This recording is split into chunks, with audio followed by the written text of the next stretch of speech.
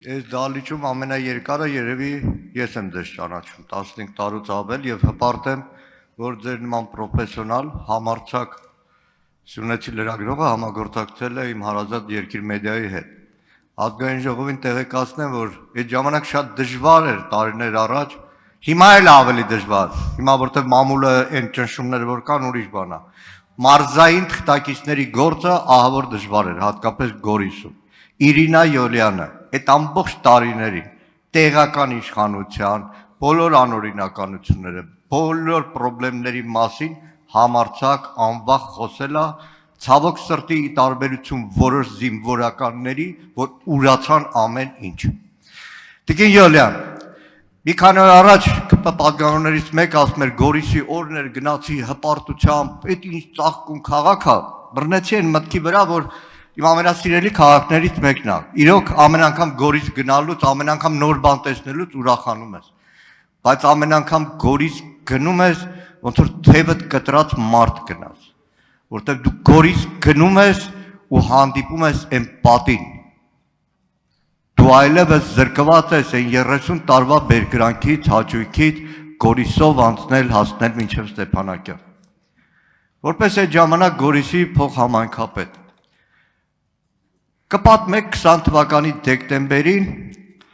ոնց գաղտագողի առանց սահմանազատման, առանց սահմանագծման, առանց այս օրերի Նիկոլ Փաշինյանը 74-78 թվականի քարտեզներ էր հիշատակում, GPS-ով կտրեցին Գորիս Կապան ճանապարհը, որ առնվազն խորհրդարան նոր եկած ԿՊ պատգամավորները մի հատ այդ ամբողջը լսեն, թե ոնց եղավ այդ ամեն ինչը։ Պարոն Մանուկյան, նախ շատ շնորհակալ եմ դրական կարծիքի համար, ինչ վերաբերվում էր մի քանի օր առաջ ինձ տրված հարցադրմանը, թե արդյոք տեսել եք, ճիշտն ասած ես էլ զարմանքով այսպես լսեցի, տպավորությունը այնպիսին էր, որ ես այնտեղ չեմ ապրել, այդ ամեն ինչին չեմ մասնակցել ու ինձ այդպես արտառոց հարց են տալիս։ Ինչ վերաբերում է,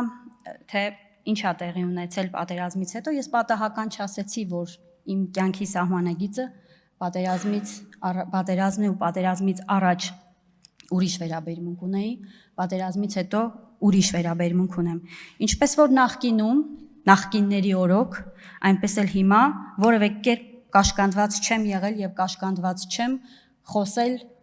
ձախողումների մասին եւ խոսել այն խայտառակ քաղաքական գործընթացների մասին, որը տեղի է ունեցել այդ ժամանակ։ Այդ ժամանակ էլ եմ բարձրաձայնել հատկապես Գորիս Կապան ճանապարհի փակվելու ժամանակ, երբ որ արդեն առաջին հենակետը Ադրբեջանի կար, ես բոլոր այն փաստաթղթերը, կադաստրի թուղթը, որ 1964 թվականին Խորհրդային Հայաստանի մինիստրների խորհուրդը ուներ որոշում այդ ճանապարհը կառուցելու, եւ դա այսպես ասած այն փաստաթուղթն էր, որով պետք է բանակցություններ լիներ, եւ ամեն ինչ արվեր, որպեսզի այդ ճանապարհը մնար բաց, որովհետեւ իսկապես բոլոր իմաստներով Գորիսը իզոլացվեց, փակվեց Ստեփանակերտ, Գորիս ճանապարհը, փակվեց Գորիս Կապան ճանապարհը, հիմա միջպետական ճանապարհը շրջանցում է Գորիս քաղաքը եւ այո, հատուկ քաղաքի կարգավիճակ պիտի լինի, որպեսզի Գորիսում ապրող մարդիկ իրենց թիկունքը ամուր զգան եւ այդ բոլոր խնդիրների մասին ինչ որ դուք նշեցիք, ժամանակին բարձրաձայնել եմ։ Ցավոք ունենք այն իրավիճակը, որը ունենք այսօր։ Դրա համար ասում եմ ինչպես նախկինում, այնպես էլ հիմա ասում եմ, որ այդ աղետաբեր գործընթացը բերեց նրան, որ մենք կորցրեցինք Արցախը,